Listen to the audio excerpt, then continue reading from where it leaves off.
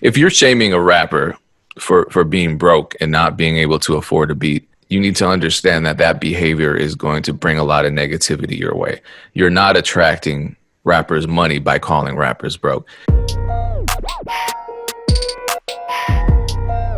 MEC is going to Hollywood. Yes, sir. I'm on very little sleep, but let's do it. What's going down? This is the Music Entrepreneur Club. This is episode number 78. The Music Entrepreneur Club podcast is powered by BeatStars. Every Monday and Thursday, we're live with our free music business mentorship program on beatstars.live or musicentrepreneur.club.com. Check out those websites for details. It's free. You don't have to be a member of MEC or BeatStars to participate, and it's totally interactive. It's live. And trust me, it is informative. It's not Dame and I just sitting there talking and explaining our opinions. It's us actually bringing in experts from the music business. And so you can really get a wide variety of insight and expertise from people who play very different roles, but they're all professionals. And then, because people don't want to always listen to us, if ever. And, because I'm broke and you ruined Hopsin's career. So we're not always qualified to speak on the music business.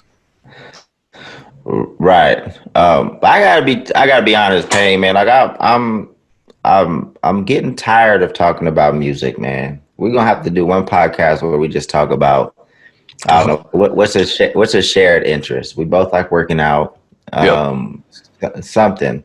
It's a lot of conversations going on, and by no means am I saying we're gonna stop doing what we're doing at the MEC. I just think at some point, like, Payne, you don't ever get tired of like interacting with people talking about music. Like, it's probably, every day of my life. it's probably Clubhouse, because Clubhouse, like, literally 24/7, there's a conversation about music.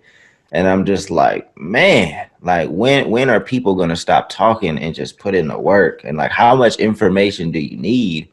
And then I realized there's a lot of younger folks that are just getting into this. So even if we say the same thing 10 times, it's not for sure they've heard it. Right. So, I got to check myself, but damn, we talk about music a lot. Like, and Clubhouse, to me, just kind of put the nail in the coffin, because it's like, literally 24/7, there's at least 2 or 3 rooms talking about some aspect of the music business. And I just get music business fatigue sometimes, but we'll definitely keep it moving. And I think our platform is unique. I think we provide a unique perspective, well, not necessarily unique, but a fresh perspective, an accurate perspective in terms of independent creators. And I think the consistency in our platform is needed. So, we'll keep going, but damn, like, these conversations, man. Yeah, it kind of makes me not so jealous of people with Clubhouse access now. Every time I go online, if it's not you, it's lo-fi. If it's not lo-fi, it's Illmind. It's somebody who I respect a lot talking about how burned out they are on going on Clubhouse and hearing people prescribe really problematic music business advice to people, total strangers. And so, I don't know. I feel like our Instagram is full of that. I got to deal with the craziness there. So Clubhouse is just a live audio version of that. Yeah, but I use the Clubhouse for a lot more than that, though. Actually, today I'm hosting a room with a collection of Black doctors, Black scientists, about COVID and the vaccination, to disseminate proper information there, because I feel like that's crucial. I saw that Tommy, who you've met, will be on the panel. We have some virologists, people that have PhDs and shit like. Because with COVID, there's a lot of ridiculous information getting spread, and people listening to their homie that never even passed their science class or anything. And they passed YouTube 101. People don't read past the headlines. So, and that's causing lives. So we just want to get the right information out there so people can make the best decision for themselves. So that to me, that's a huge benefit for being on Clubhouse and being able to bring together those type of people. But even within the music stuff, like it's definitely been I complain, but it's been a net positive because I've been able to link with people that I probably wouldn't have been able to meet otherwise. So I do suggest people get on there, and I hope that it opens up to people without iPhones, sooner rather than later, because I don't know how the platform is going to change and morph into something else, maybe less useful. So, I don't know what the timeline is for that, but I hope it opens up soon. Yeah, I mean, it does seem really capital I industry dominated right now. But speaking of negative things, last week's conversation was about me not arguing with people. And I've tried so hard not to. I guess it wasn't about that. It was about emotional intelligence and interpersonal intelligence and how I haven't really neither. And it seems like I was being tested this whole week where I was presented with some of the stupidest comments I've ever read in my life. And hopefully I'm passing the test at least, with a C minus, because I'm not going to talk about those comments. Yes. And I didn't get into an argument either. One of them I had to laugh off because it's like mind-numbingly. It's never just a comment like, here's something I think. It's always, this is what I know. This is what it is. It's so incredibly inaccurate, and I'm attacking someone in the process. So it's like, dude. My thing is like, and why I don't want to spend too much time on stuff like that, because I know the people that listen to this podcast are past that, right? Like they aren't those people typically, like the people that listen to that. So to address those people consistently, like is wasting their time. It is. And probably our time too. So I would like to get to more productive stuff and stop, not cater to the people that, are ignorant or leaving dumbass comments. We did have that one viewer who created 20 fake accounts just to troll us, to tell us that racism was fake. But, he got shamed into and the worst part about, do you remember that when we had our episode about Blackout Tuesday and racism in the music business, and we talked about the historical racism that was embedded in the music industry, and somehow someone who is not the type of person that I cater to at all and want to be around, or even want sharing the same oxygen as me, watched the video and then created at least 20 fake YouTube accounts and just had a conversation with himself in the comment section. The worst part about that was it looked like we had a huge racist fan base. And I remember it was Av McCree who commented, he was like, damn, Payne, yikes, your fan base. I'm like, this is not my fan base, man. It's one guy. It looks like 20. It's one guy. And I don't even remember this, so I don't even know. Yeah. I don't know if my memory's going or if just I've been thinking a lot, like, because every once in a while something will slip my mind that I feel like I was supposed to remember, but I'm not sure if like my memory's going or if we're just bombarded with too much information, or am I just working on too many things and too many things are happening throughout my day for me to remember everything. Well, thank God you don't remember this.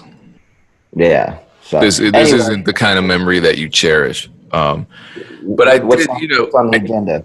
Here's the thing about these negative comments. I think there are productive conversations to be had. And I think one of the biggest, most pressing conversations that's happening, at least in the producer/rapper community, is, remember when we went on tour back before the world was blanketed by a virus, and we would have rappers express their concerns with dealing with producers, and producers express their concerns with dealing with rappers, and the same stuff kept coming up. And there was a lot of healing and dialogue to be had in order for everyone to meet each other halfway, which is, it's unfortunate that that's where things have gone. And recently on the MEC, on one of the live sessions, I have I had part 2 of how to sell beats to rappers, featuring actual rappers. And these are rappers who actually buy beats online. So it was a really good conversation, but it got really, I don't want, for me, not necessarily, but I felt the tension and discomfort in the conversation because of how honest the recording artists were about some of the things that producers do. I mean, we're used to, or I am as a producer, I'm used to hearing producers air out all the negative things that they experience when dealing with rappers. I'm not so used to talking to producers about, I'm not so used to talking about rappers about the negative experiences they have due to producers' behavior. And I don't know if you see both sides, since you work with both, complaining about one another. And I want to continue having that conversation, because if we don't, when producers get fed up with rappers, what do? They create a dialogue within their own community. When rappers get annoyed with producers, what do? They create their own dialogue within their own community. So it's rappers complaining to rappers about producers, producers complaining to producers about rappers, and that's not productive. It might help in the short term just to vent, but it's not productive. So for me, what I learned, and I think, and this is all happening on the MEC, so I feel like this is fair game. But like I read one of the most infuriating comments from a rapper speaking on, actually 2 back to back, speaking on producers, and I didn't respond to anything. It's not about me getting into an argument with somebody. It's about what I took from these comments. So the one comment was, it's harder to make money as a rapper than it is as a producer. So that's why when rappers blow up, they deserve more money than the producer does for streams and sales. I would say 70-30, and they deserve even less if they charge an initial fee. So his assertion is that if producers charge for a beat, they deserve less money than the rappers they work with, no matter what. But if they have the audacity to charge for a beat, they deserve even less. And the next comment was, if I have to pay you up front, then you ain't getting shit on the back end. So you either gonna make good music and not profit on the front end, or take the money and shut the fuck up. Period. This is America, and as much as we would like to think the world is perfect, everybody ain't gonna have the same heart as you. I ain't giving nobody shit if I had to come out of my pockets. If I fuck with you like that, then maybe I'll be gracious. And then a whole bunch more profanity. So these are really strong opinions from people against treating producers fairly. I think, number one, these kinds of comments really make me appreciate the rappers who I work with regularly, who are respectful and who treat producers as peers and colleagues and humans. And the way some people talk about each other just kind of shows that maybe they're broken as humans. Maybe they had a really bad experience that makes them approach an interaction, whether it's a business transaction between a producer and a rapper, just in this immoral sort of way. They're already defensive. They're trying to get something out of the situation because they're assuming that the other person is trying to take advantage of them. And I think on one level, it's great that people are expressing that, because they're showing us who they are. And personally, if you see a rapper talking like that, don't work with them. If you see a producer sharing one of these memes, like the ones that you always bring up, Dame, where they're mocking mocking rappers for not being able to pay for beats. If you're shaming a rapper for being broke and not being able to afford a beat, someone needs to call you out on that. Or at very least, you need to understand that behavior is going to bring a lot of negativity your way. You're not attracting rappers money by calling rappers broke. And that was another part of our conversation with Lucian Parker and Jalen, where, you don't know what a person's financial situation is. So if you're mocking someone because like the whole, I got you on Friday when I get paid, rappers tell me that all the time. And it's like, who am I to not believe you? Who am I to say, oh no, he's full of shit. He's not going to pay me. He's just broke. Because a lot of them are telling the truth, and they contact me on Friday and we work it out. The last thing I'm going to do is go online and say, oh man, this rapper just told me he got paid on Friday, broke ass rapper. Like, come on, man. So I think for producers, this is my appeal to producers. You know, think about how you feel reading these negative comments left by rappers. Think of how you feel when a rapper says, I'm not giving you anything. I'm not giving you a cent because you don't deserve it. And then look in the mirror a little, feel your feelings, be angry. Think about that feeling. Really think about it, and don't turn around and do the same thing. Don't turn around and put that same amount of energy back into the universe and spread it with to your musical peers. Because what we're doing is perpetuating a cycle of abuse and not breaking it. And you know, we all have choices to make. There's nothing wrong with feeling upset about reading one of these comments, but the second we embrace that negativity and make it a part of our own process and embed that into our own habits, that's when we become self-destructive. Yeah, I mean, I think this is a conversation we've had several times, just in terms of, producers negotiating with artists. There's no one way to do it. People come to the table with different value. Sometimes a producer is just offering the beat. Sometimes the producer has a platform. Sometimes the producer has marketing knowledge. Sometimes there's so many ways to get to fair, right? Like, people want to be fair, but sometimes it's a lack of education on like what truly is fair. And sometimes it's not people just trying to gouge you or to take from you. It's just they don't know what's fair. So that's why this platform exists, so you can more intelligently and professionally have these conversations, and there could be more harmony. That was why we had that session in the first place. Why I came up with the idea to have that session, while we were on tour, because Yeah. I've seen it. I've seen it from both ends. I've seen producers get frustrated. I've seen artists get frustrated.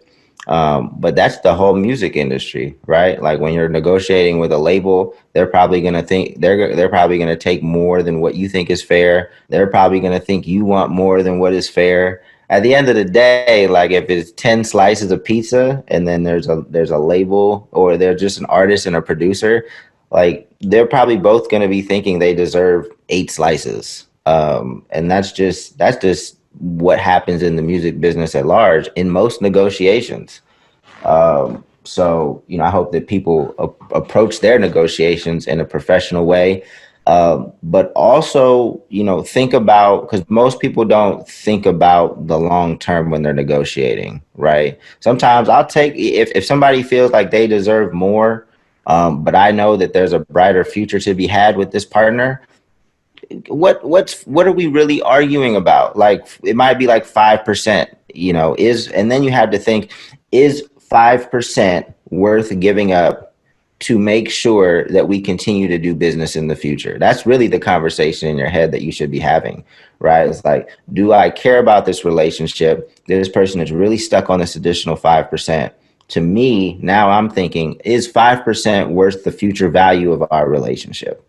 And sometimes you don't think about that because it is a one-off decision, but oftentimes in the music industry, you want to build healthy relationships. So you have to think about the future. And I just want young people to always keep that in mind when they're negotiating. What is the future value of this relationship to me? Am I going to sever this relationship by trying to get as many slices of the pizza right now? Because I see that happen time in and time out. Like, yeah, you won the negotiation. Technically, you won because you got what you wanted, and maybe you got a little more than you deserve. But I bet you that person doesn't ever come back to the table again and negotiate with you. So did you really win? Like, did you really win? And I think that, we always got to be thinking 4 steps ahead of the game, 5 steps ahead of the game. It's not what's in front of you. I mean, shit, half the people can't see what's right in front of them. But you got to be thinking 4 or 5 steps ahead. in order to advance quicker in this career. So I just would encourage everybody to develop great relationships, negotiate fairly, honestly, and yeah, that's all I have to say about it. Well, and then the other thing too that's missing from these conversations, we're always hearing about splits and percentages, and even we do it. Like you just said, if someone's fighting over 5%, and so we start looking at numbers as separate from income and royalty streams, and I think that's another thing that's really killing people. I mean, another one of the excruciatingly, mind-numbingly ignorant and misinformed comments that I read had to do with just not understanding that there's a separation between income streams in the music business and in a big way. So you'll have a conversation with someone and say, okay, what percentage do you want? And I'll ask them of what? And they'll say royalties. And I'll say, which royalties? And they'll say streaming royalties. And I'll say, which streaming royalty? You know what I mean? So there's, on the one hand, this really pronounced lack of information where people really go into these negotiation scenarios thinking they know, right? When I went into my very first placement, probably when I went into the majority of my placements in the first 5 years of my career, I went in there thinking I knew what was going on. I didn't know what the hell a royalty point was. I didn't know what the statutory mechanical rate was or how to even collect those. I didn't know what statutory mechanical rate splits were based on.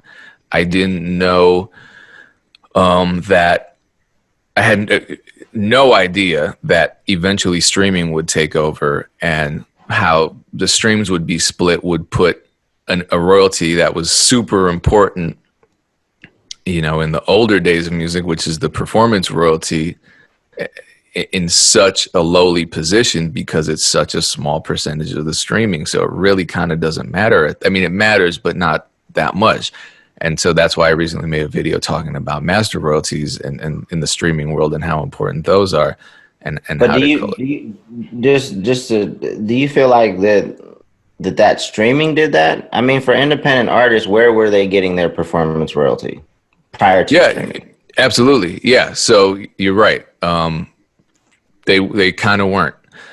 So it became it was this royalty that was overemphasized in the music industry, and I was absolutely guilty of overemphasizing it because when you're at the Lil Baby, when you're at the pop star level, when you're at the Ariana Grande level, oh yeah, you're making a killing off of performance royalties because you're actually getting. Because that and for people that don't know, because that's the royalty that will really mean something if your music is played on the radio, Yeah. if it's played in big arenas. And I think that's a lot of where the confusion comes because, people look at the music industry as just kind of one thing, so when they say something about the music industry, they think that it applies to everybody within, hence the reason why we exist. So we can talk about the differences in approaches and the different pain points an independent artist might have versus a major label artist. But my bad, Payne, I cut you. I just wanted No, but see, that's my point, though. You had to stop me to really explain the details of what I was talking about because I was leaving a lot out. And this yeah, well, started because it sounded like you were making it seem that streaming messed up the performance royalty for independent artists when like that royalty has never been like strong for any independent unless an independent got a hold of radio or just got on a big level. Like that's not from my perspective, I've never seen that be even prior to streaming. Like it wasn't a big piece of the pie. Yeah, so anybody who, that's what I'm saying. There's just so many layers because I initially stopped to explain your 5% comment and now you're stopping to explain my streaming comments. It's so, and we've been doing this forever. and it's hard for us to explain. And it's certainly not easy for anyone to explain in a tweet, in a YouTube comment, in a forum post, in a Clubhouse chat. Like, you really have to experience and learn this stuff over time.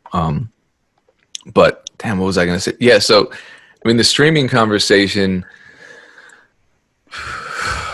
with regard to performance royalties takes some explaining, because already people are confused about what a performance royalty is.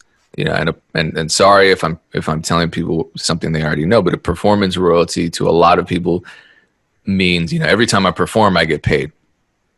I remember it was this moment of anguish when some producer was calling out a famous rapper for not paying them their performance royalties because they were playing a bunch of shows. And Joe Budden podcast spoke on it, and Joe was laughing his ass off. Maybe it was on Everyday Struggle when Joe Budden was still there, but he was there laughing hysterically. And I'm like, oh man, this producer just made us look really bad. Now Joe Budden is laughing, and he has every right. So it was one of those things where a lot of people don't understand what the royalties are. Like, even the term mechanical royalty, what does mechanical mean compared to what it actually is?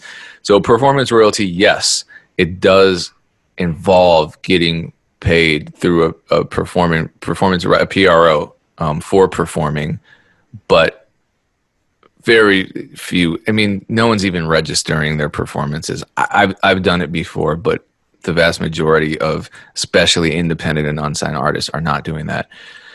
So the biggest source of a performance royalty is through radio play and through non-terrestrial radio play and through television broadcasts, that kind of thing. And not every station is paying. You know, if you're a nonprofit radio station, a community radio station, you're not paying. There are just a lot of factors that determine whether or not that performance royalty is generated.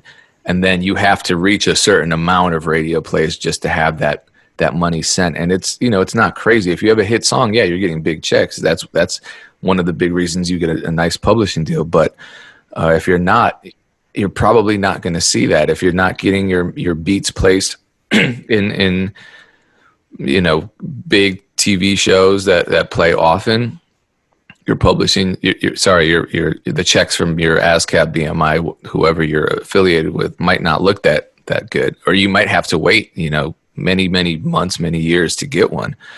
And so understanding what that even means in the traditional sense is half the battle. And now we're transitioning into streaming.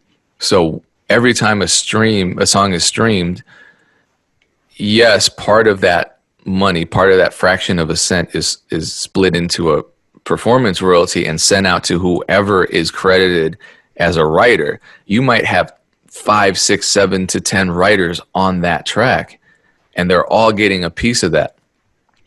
But that's not even the beginning of the story, because the beginning of the story is the majority of a stream is going to the master holder. So if you don't own the master, and if you're not getting royalty points on the master, then you're missing out on the bulk of that streaming royalty money. So you'll see somebody an independent artist and an unsigned producer in the streaming era arguing over a co-writer split, and that might be the super contentious, ugly argument. And it's like, one of you's not even registered with a PRO. The other one doesn't even know what a PRO is. And neither of you understand that this royalty is damn near insignificant based on how many plays this song is going to get. This song might get 1 to 10,000 plays. And so the money generated through the performance royalties for 10,000 plays is like, you're not going to get a check for that. You'll never see a check for that. But we're arguing about this situation as though our future is dependent on it. And it's on the one hand, it's ignorance and lack of experience and lack of information. But on the other hand, a lot of it is some kind of trauma where we're so paranoid or we've been in bad situations before. We don't trust anybody. We just come to the negotiation table with, a knife at the other person's neck, and they have a knife at our neck. And it's just a bad situation. Yeah, I mean, and it goes to my earlier point. Like, you could sever this relationship, and if it's somebody that's really good at what they do, or maybe it's somebody that could bring future opportunities to you. You severed the relationship over getting paid an additional percentage, for 10,000 streams on a record that would give you like $11, $12 or whatever. So, I just want people to be, if you take away anything from this episode of the podcast, like, be mindful of the relationships are so valuable. And it's been, I mean, I realized that for a very long time, but, this week, especially, getting to connect with certain people, and having certain people vouch for me that I've done right by for a long time. The relationships are just more valuable most of the time than what you're arguing about. Um, so understand the business for sure, but understand the value of these relationships in this industry, because they'll come back time and time again. I reached out to somebody yesterday, and I was hesitant to ask him for anything. And, he basically came back and was like, man, I'd be happy to walk any artist that you vouch for into this door. But it's because we've done good by each other over the years. So don't mess it up, not knowing the business or arguing over a percentage of something that doesn't mean much. Yeah, and then the next struggle is kind of figuring out, who to how to pay your dues, who to pay them to, who to because initially you don't want to jump into the music business just demanding money from everybody and being super strict with everything.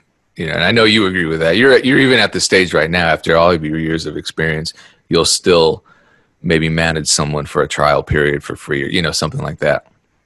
And Yeah, I'm doing it right now. Because to me, the work that I put in over the even if I put in work over the next couple months and, nothing comes out of it. All right. I worked for a couple months, but, at least I didn't get in deeper and something more disastrous happened. I move very slow with artists these days. And, there's just certain boxes that need to be ticked before I'm like, okay, let's go all the way in. yeah, So because you yeah, got to protect your time, you got to protect your energy, but at the same time, protecting your time and protecting your energy doesn't necessarily mean assuming that everybody is there to cut your throat and being ultra paranoid or combative with everybody that you come across. So, it, it- you know, it's hard for people to find that balance, but it comes with experience. Like I get people in my inbox all the time saying, "Yo, do an album with me for free. I'll be a millionaire next year." Like that I know that's a red flag because that's a crazy thing to say. But there are the people that are super talented, and I'm like, you know what? but I'll even because I'm sure. Well, I know maybe that not that specifically, but I know Russ was that confident Yeah, Russ was an exception. way I've heard the before rumors. he was Russ. Uh, right. So it does. So saying something like that, wouldn't make me like immediately like not open the email, but it lets me know where you are in your career for sure, Yeah. and how much you don't know. Um, so yeah. But And I anyway, would say Russ succeeded in spite of that attitude, not because of that attitude. And I don't know. I mean, I'd be interested in having that conversation with him just to ask him. well, that's interesting, and because I've seen this tweet time and time again. Like, there, people say that you have to have a certain amount of delusion to be a successful artist. And that's not how I mean, I'm not an artist, but that's not how I operate. Would you agree with that? Like, I see how somebody could say that and how it could make sense to some people. And maybe some artists need that. You know, because people could say Kanye, some of the things he was saying in the early days was like, come on, bro, get out. Like, you're tripping. But he became Kanye. Same with Russ. Like, I, Their I music got was to, really good, though. They were exceptionally talented. We need to add that part, though. yeah. Russ is exceptionally talented. Kanye is exceptionally talented. And for every Kanye and for every Russ, there are a 500,000 people who have the same attitude and even worse with not the same amount of talent or drive. I mean, the fact that, then this is why I think this conversation, we end up in really dangerous territory because well, number one, I don't even know. I didn't experience any of the delusion from Kanye or the so-called rudeness from Russ. I have no idea what that actually. I heard from people, but it's all secondhand, so I really don't know. But assuming all of that is true, Russ still was releasing what, like a song every week, and he was producing it, recording it, and mixing it, and self-releasing it. Kanye was still, everyone knows, 5 beats a day for 3 summers. Everybody knows that, and when you go back on his discography, there were albums that I loved that he was on years before I even knew who he was. Like the Wow. Dead Prez album, I didn't know he was on Let's Get Free. There's his name. So he put in that work relentlessly and sacrificed a lot. So that's there are a lot of people who would say, well, that attitude is what carried them through. I don't think that's the case at all. So that's where I'll disagree with the statement. I'm not saying the attitude necessarily hurt them, but the reason people embraced them and brought them in was, one, they had incredible talent, and two, they clearly had some insane work ethic that made them stand out and really prove themselves time and time So, again. so I mean, obviously, I wouldn't encourage anybody to be delusional because I think, you know, way more often than not, that's going to lead to disaster rather than success. You know, where I can see that maybe their delusion did help them was like not accepting no for an answer or pushing past people that were skeptical of their talent. So by no means am I saying to be delusional, but I can see where it was played to their advantage and how that gave them confidence to keep going when they met a naysayer, you know, given their talent, given their work ethic. So please don't listen to this podcast being like, Dame thinks that delusional, you know, being delusional is good. Like, no, I meet way too many artists that are super delusional and that don't have the music and don't have the work ethic. And that's only going to lead to you floating into the abyss. Well, wait a minute though. So maybe delusion isn't the right word. Maybe audacity is a better word. Maybe stubborn is a better adjective. Because Yeah. I know I'm definitely not the most talented. I tweeted this the other day. I'm not the most talented. I've never been the most talented producer in my city or in my region. The one of the biggest reasons why I had any degree of longevity with the career that I did build for myself is because I just never gave up. I was really stubborn. I was just like, you know what, this isn't working, but 3 years later, I'm still going to be doing it, and maybe it'll work, or maybe I'll pivot, and that's exactly what happened. So you came in the game, Dame, working with Hopsin after he had his horrible experience with what's her name, Tamika Wright. Mhm. So that to me is audacity. Hopsin was audacious enough to fail miserably, and not only fail miserably, but have a horrible experience in the music business, and then create something entirely new with you as a partner. And then, oh my God, he succeeded, and now he's a multimillionaire. And then have another horrible experience. uh, yeah. So I mean, from the outside looking in, it's delusion, and people will receive it as delusion. Maybe it's not that, you know, but you do have to have a certain level of confidence. It's just hard when, you know, all you see is the confidence and you don't see the work that these people are putting in, you know, because that's ultimately what makes them so confident. Like, you know, they're Yeah. putting in 10,000, they're putting in their 40,000 hours.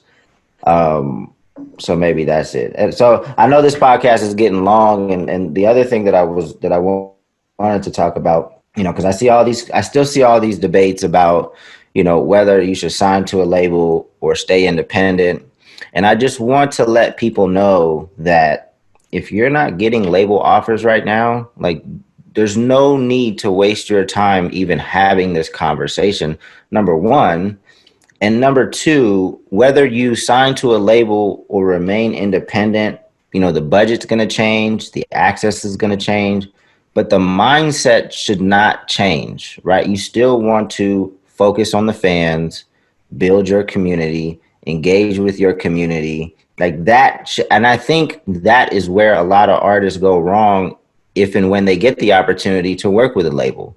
They think that things change, right? You get more resources, budgets get bigger, but you should always have a focus on the fans.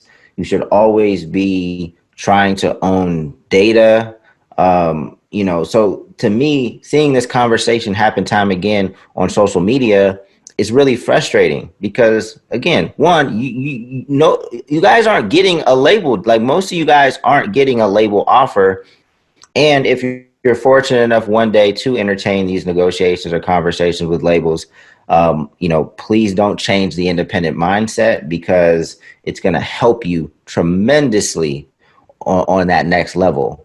You want to have the same approach because labels waste a lot of money. Like, you get access to a bigger budget, but sometimes a lot of times labels know where to spend that money, depending on, because you're not going to know where to spend the money when it comes to radio and stuff like that. That's something that we don't deal with on the independent level. However, for your next video, they don't know how resourceful we are as independent labels, like, or artists. Like, they don't know, they think they just want to get stuff done. Whereas when you're coming up as an independent artist, like, we're very cost conscious because we don't have the money to burn and spend. And the label, they don't have this same resources that maybe we have coming up. They don't have our perspective of how much stuff should cost. And the label knows that the money that they're spending is not their money. Like, the money that they're spending, you're recouping. So they don't really give a shit about a video costing $20,000, because when they recoup, it's only coming out of your percentage. So keeping that independent mindset and having that independent team, in addition to having the label resources, is going to be extremely valuable. But I would really just encourage people to stop getting into these debates.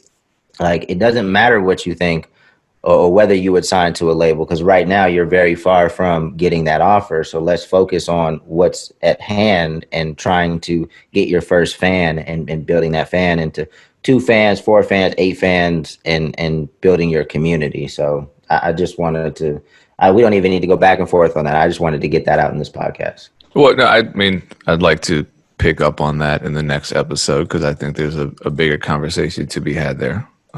But I always think that. So anyway, shout out to everyone still tuning in, wherever you may be. And on Mondays and Thursdays, our free music business mentorship program is live on BeatStars. Shout out to BeatStars for allowing us to bring it to the world for free. A lot of people lament how few opportunities there are for producers and artists and aspiring managers to learn the music business. And I feel fortunate to be in a position to bring all that to the world for free. That is Monday and Thursday, 3 p.m. Eastern Standard Time. Check out musicentrepreneur.club.com and beatstars.live. And then also, if you want alerts every time we go live, text MEC to the number 1-844 206-7800, 844-206-7800. And I'm in terms of text marketing, starting in the new year, or maybe even late this month, I'm gonna be hosting a webinar on a weekly basis to talk about text marketing, kind of like office hours for people that want to try it or have specific questions about how they could use it. Because it's something that I'm going to be using. Well, we've been using it, but with the Funk Volume podcast that's going to drop, it's going to be a big part of our strategy. And with the sketch comedy show that I'm producing with Big Jaw, text marketing is going to be a big part of that. So I'm going to have two great case studies myself, but I want to help other people learn how to effectively use text marketing. So be on the lookout for that as well. That was such a subtle drop of a pretty big piece of information, the Funk Volume podcast. We'll talk about that next time. I'm sure people are curious to hear about that. All right. Shout out to everyone tuning in. We'll be back. Same time, same place next week. Peace.